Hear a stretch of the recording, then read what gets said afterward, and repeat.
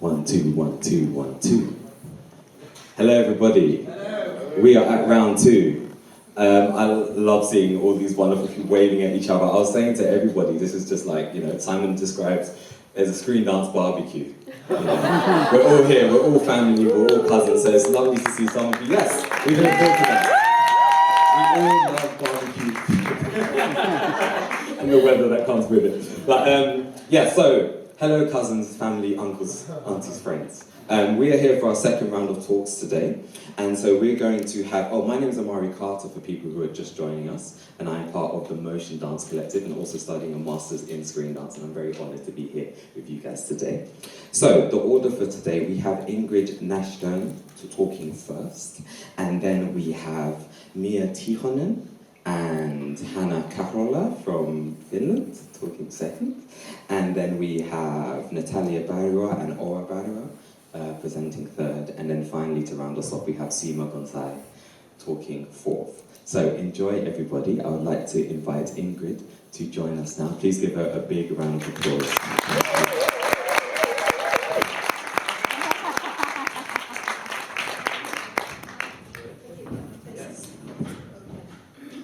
Hi everybody. Thank you Simon, thank you Omari, and thank you Screen Dance for inviting me here. I think this might be a good time to drop into the equation that I'm actually not going to show a film now, but the film Shoehorn Office is on this evening at 7:30, okay? I now have a captive audience, so let's begin.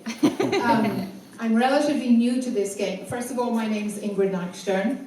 I was a translator back in the day, and I was a teacher of classical ballet. You need to remember those points because when you see the film, not if you see the film, when you see the film, it will become apparent, blah, blah, blah.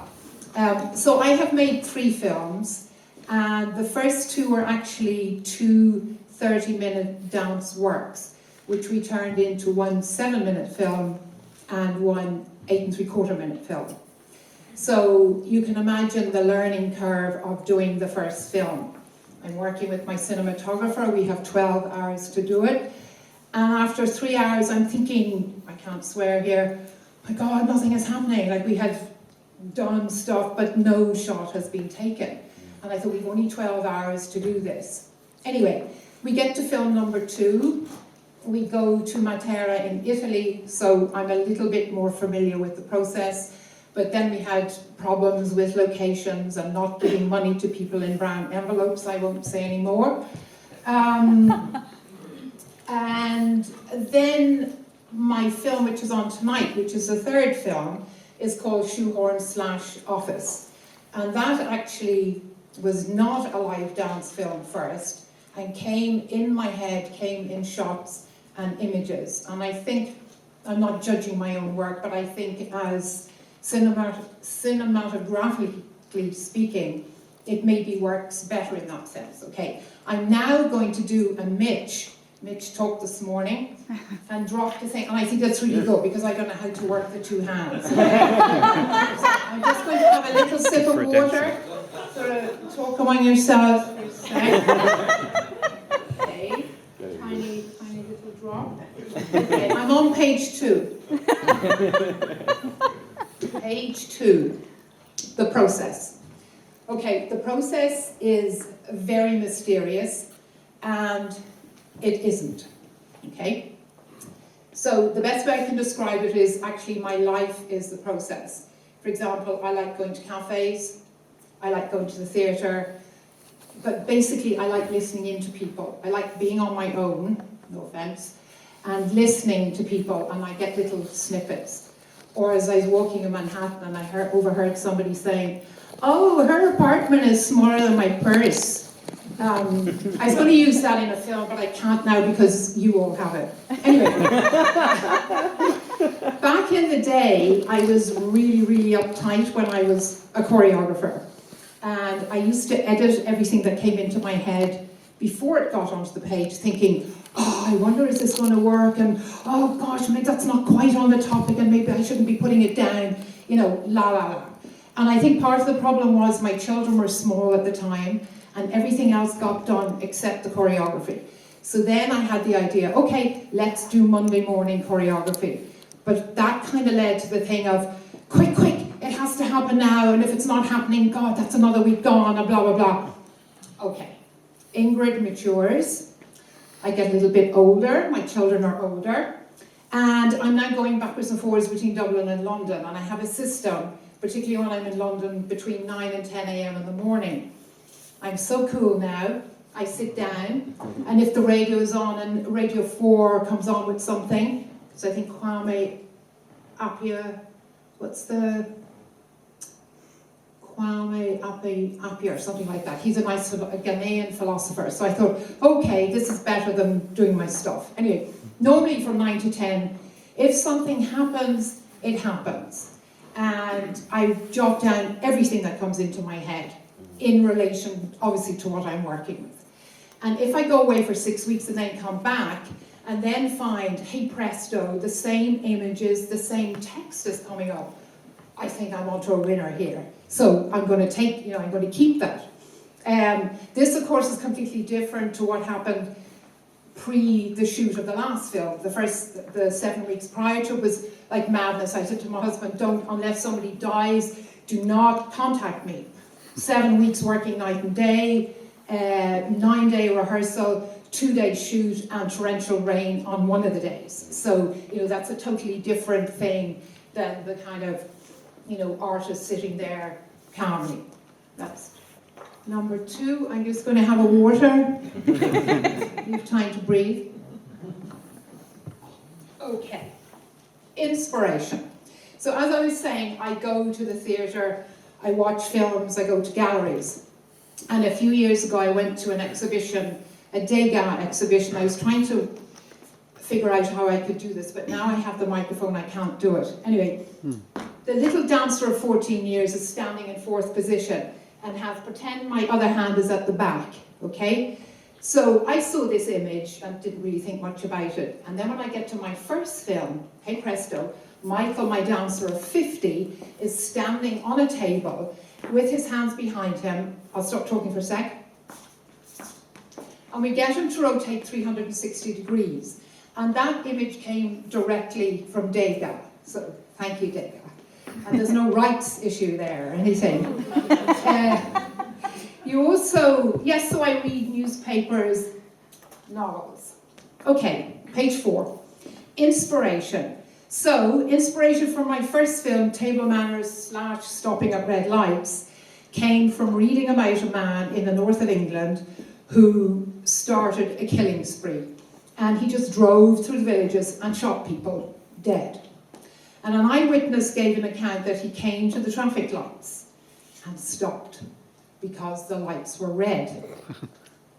Now, he's just killed, say, 5 people, and there was some residual social constraint that he felt, even though he killed a couple of people, I can't break a red light. So that was the starting point to my film, and I then throw in bits and pieces about abuse of the environment and blah, blah, blah. It's way ahead of my time. Well, this is 5 years ago. Then we come to Freedom to Go, my second film, and I was trying to remember where the inspiration for this came, and I had a bit of difficulty trying to remember, but I think it was the summer when the refugees were coming to Europe, and that got me thinking about immigration, emigration, and then the film actually then turned out to be a commentary on the United States, dealing with the Iraq War, child beauty pageants, pornography, and a few other things which I now, celebrity culture. But the funny thing, now this is back to the process, this has never happened before or since, that over a period of 6 weeks I sat at my kitchen table and I got all these rhyming couplets, like in 4 lines, that came to me. And I felt, I have to say, yes, I wrote the script, but I was the vessel and I merely penned the whole thing.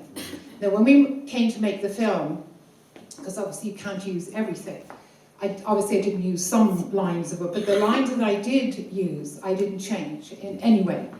Or even the sequence, allowing for the fact I took out, a couple of lines earlier. Anyway, we then get to Shoehorn Office, which you are all going to see this evening. Yeah. Thank you. Yeah. Now the inspiration for that was I was reading about Brock Turner, who was a Stanford University graduate, and he allegedly, because I don't want to get sued, he allegedly raped a girl on campus who was comatose. And his father said, oh, that's really sad because Brock's not going to have steak for 6 months. He got 6 months in prison. And what else did he say? Oh, he felt the sentence was a bit harsh for a little bit of action. So I have a rap song or poem in the thing about, what was it now? Get out of jail free card, little bit of action. Pump my goose. Can I say it? Enjoy the function. Nobody under age here. Okay, sorry. The other inspiration was Nicola Thorpe, who was a receptionist who worked for a firm in the City of London, and she was sent home on her first day because she was wearing flat shoes. Now, brave girl, she took a court case against her employers and actually won. And then I was thinking, oh, you know, if she won, like that story is told, but no. I then started thinking about restrictive nature of women's clothing, corsets, high heels, and the Chinese practice of foot binding. I can't do it with this thing here, but you know, prevalent up to the 1900s, where 4 toes were pushed back towards the heel of the heel and broken. And I believe girls between the age of 4 and 9 were subjected to this in agony for 2 years, and then the pain sort of wore off. But at the end of that, you would get the prize thing for, I think, upper class people. I can't do it with the 2 hands, was the golden lotus foot, which was 4 inches. And then the silver lotus was slightly bigger. And I think there was an iron one. You were never going to get married if you had an iron lotus foot. I can't remember how big that was. Anyway, so I talk about all that in the film. You will see the film Shoehorn Office this evening, 7:30. Sorry. Little sip here for a second. So, we are now up to, okay, I've had a dance company for about 16 years, and up to making table manners, stopping at red lights, I had never used text. So, I come to a workshop given by Claudia Diaz, who's a wonderful choreographer, and I went to a workshop for a week, and it was so challenging. I think there was about maybe 15 people at the beginning, and about maybe 8 people at the end.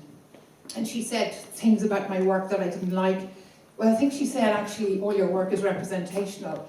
And I sat down, I thought, I'm going to cry. And then I thought, no, I can't, this is fine. And actually, because I didn't walk out, because I stayed for the week, in the middle of the week, she gave us a teapot. I said, I opened the teapot, and there's a piece of paper, and everybody will get to choreograph what's on the piece of paper.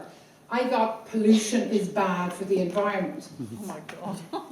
Exactly. I thought, oh my God, what am I going to do? So she made a throwaway remark and said, oh, by the way, there's a microphone over there, and if you want to use that, fine. And I distinctly remember thinking, there is no way on God's earth I'm using the microphone. Start to choreograph the thing, and I thought, how'd you choreograph this? So I kind of go over to the microphone, and I couldn't stop talking. They had to kind of drag me away. Like I just kept, and they said, come on, Ingrid, it's somebody else's turn. No, I'm not finished. Anyway. Ingrid, on that note, you've got 5 minutes. Okay. I got me thinking about accents and foreign language. You didn't do that this morning, that's not fair. I got quickly, a couple of pages ago. Okay, so I then brought in accents and foreign languages because I was a translation. I still adore languages. Used to do ballet, I still do ballet, I adore, blah, blah, blah. So all that's in the film. So in Table Manners, we have American, German, and Dublin accents. It starts with Donde está el equipaje, which is a Spanish phrase, as you all know, which means absolutely nothing except where's the baggage, which means nothing. But in the context of the film, it's a sort of off-the-wall phrase, and I just like the sound of it. And I get to say it as a voiceover 3 times because it's my film. And I'm bloody paying for it. Freedom to Go, the second film, is American and Irish country accents, and we're talking about the Kardashians, Kim, Chloe, and Courtney. Okay? Now, I didn't know when I did Shoehorn Office I was coming to Perth. And I am the Scottish voiceover. For no other reason. I had a sabbatical in London 2016, and I went to ballet class, daily ballet class, as I do now when I'm there. We had a Scots guy, Paul Farrell. I did tell him this. I don't think he was very impressed. He should have been really impressed. And I just liked the sound of it. So, you know, that's it. Anyway, you'll see it tonight. So I know we have about 4 minutes left. So that's that gone. The music. Table manners, we had sort of country sounds, like a river flowing, rustling of leaves. Freedom to Go, I fell in love with Alexander Balanescu, not him, but his music, a Romanian composer, and his piece was called Luminița. And I find you can't use a piece of music that you're not in love with, because it's just too boring. Like, you just can't. You have to adore the piece of music. Shoehorn Office, which you're going to see tonight, I ran into problems with that because I had a piece of music in my head for a whole year, and then talked to the composer, and he said, yes, that will cost you £4,000 because you're not respecting my music. I said, I can't afford to pay £4,000. And also I had this track in my head, and I spoke to Luca, my cinematographer. Granted, the 11th hour was totally my fault, and he said, well, anyway, we can't use it. And I said, what do you mean? And he said, well, it's all like this, and we need music like this. So I was so frightened of the composer, I had to email him and say, sorry, you can't use your music, or whatever. Anyway, so then I thought, what am I going to do? So there was an Edeline Johnson CD hanging around the house for about 15 years. I picked out a track, paid $250 to use it. I wanted to use it at the beginning, at the end. I'd signed a contract, they wouldn't let me split it, so I did it at the beginning. And hey presto, we're making the film, the office scene, and there's a vicious dog barking in the background. And I say to my stage manager, go and shut the dog up, please. So she goes over and she comes back. She said, the owner is actually as ferocious as the dog. I said, okay. And funny enough, when we came to the editing, we could hear the barking in the background. And funny enough, it worked. So we left it in. And the dog didn't want any fee. So, last thing, I'm nearly there. Dance, I don't know why this is the second last page, and don't be annoyed, but Table Manners is contemporary dance. My version of contemporary dance, because I'm not contemporary dance trained, I'm not ballet trained, but I adore all of it, and I'm not too bad at it. Freedom to Go, there is general movement, like Michael is doing that, I don't know what that is, and I can't jump up and down with the microphone, but he's doing air guitar, and he's doing that at the same time. And there's a wall of Irish dancing as we get in to talk about People magazine and the Kardashians and all of that. So, Shoehorn Office is contemporary dance, my version thereof. Waltzing, the ballet version. Balancé, you can see the training. And mime, hey presto, you think mime's out of business or out of fashion? No. Last page. I never wanted to do film. I had absolutely no interest in doing film up to 5 years ago. We had just put on a triple bill in the Project Art Centre in Dublin, one of my solos and 2 pieces. And Mags, my stage man, and I had been drinking for, just a few wee drams. And anyway, we're drinking for about 4 hours, and at the end of it she said, do you know what, those should be made into films. And it was that one sentence. So I had Christmas with my family, came back, I thought, the films. So long story short, I was put in touch with Luca Trufarelli, who's now my cinematographer to die for. It's an artistic marriage, absolutely made in heaven. He has a girlfriend, it's fine. I have a husband. We work so well together. We just really work well together. And I think filming suits my work. I've got to pare it down, be very bare, get to the message, and I can't go off piste and just wander around and just, whereas, keep saying the same thing. I hate things that keep saying the same thing all the time. Keep saying the same thing, don't you? Anyway, and my last bit is my mantra. I just kind of invented this to be kind of clever, is stay curious, but this is the one I put out on social media all the time, is never let anyone wreck your buzz. Yeah. Thank you for listening.